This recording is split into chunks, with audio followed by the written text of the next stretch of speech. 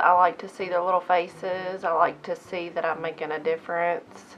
Having a hard time at school or at home, I want to be able to help them solve those problems. If they need new shoes, sometimes it's a new backpack, sometimes it's just they just need somebody to listen to them if they've got something going on at home. And so if a child has maybe said something to me that made me think that maybe the family, maybe they don't have enough food at home, maybe they don't have electricity. That's always a big one in the winter time, to be able to reach out to the families and build a relationship with them. I see, our role with the school system is to be that advocate for our students. So we are their voice. We work to make sure they have the best opportunities to succeed. Working with students to make sure they get the dental work that they need. We will forever change their life because we provide the necessary dental work. So we make sure they have their appointment, we provide the transportation, we understand there's a hardship at home. There's a situation that we can't change at home. But through the programs that we have, we can provide that service to that student. Their life will change because of that. So they're pain-free. So they're going to be more productive. They're going to be able to learn. They're going to feel better. We're going to boost their confidence. And that's just what we're doing immediately. Okay, dental work will forever change a student's life, but it will. Something that simple that we can do for them could possibly change the outcome of their future. So and somebody called me the mom of the school one day, and I was like, I kind of am. Yeah. I kind of am. I'm there to hug them, to love them, to make sure that they're okay, just to greet them in the morning and say, I'm so glad you're here, especially finding the kids that, because attendance is a huge part of our job, and, finding those kids that are here and say, hey, we're glad you're here today, it's great to see you. So I think those little words of encouragement just brighten their day, because sometimes they go home and their parents don't talk to them, they hand them a tablet, they hand them a phone. I think any sort of relationship that you get to build on, school in general, teachers, staff, cafeteria ladies, our job is the whole family, but really we're dealing with the children every single day, giving them a hug, saying good morning to them, making sure they have a pair of shoes to wear. All of those affect the whole day, if they come to school and they don't have a pair of shoes that fits them, and you give them a new pair of shoes, it changes their whole day. I'm super excited to come to work. It's because every day here at Burns is a new opportunity to impact a child's life, whether small or large, depending on the need or the day. And it's like every day is a wonderful blessing and an opportunity to be a difference maker in the lives of the children here at school.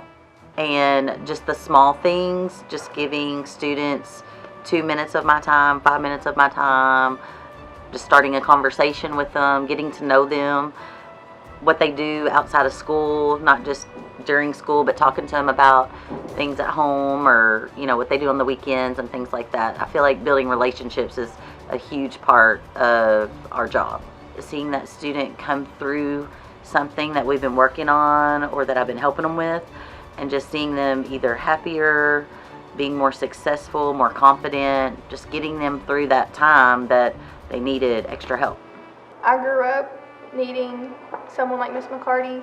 I grew up in a broken home, just my mom and my sister, and having someone like Miss McCarty really helped me get through all the schooling and stuff.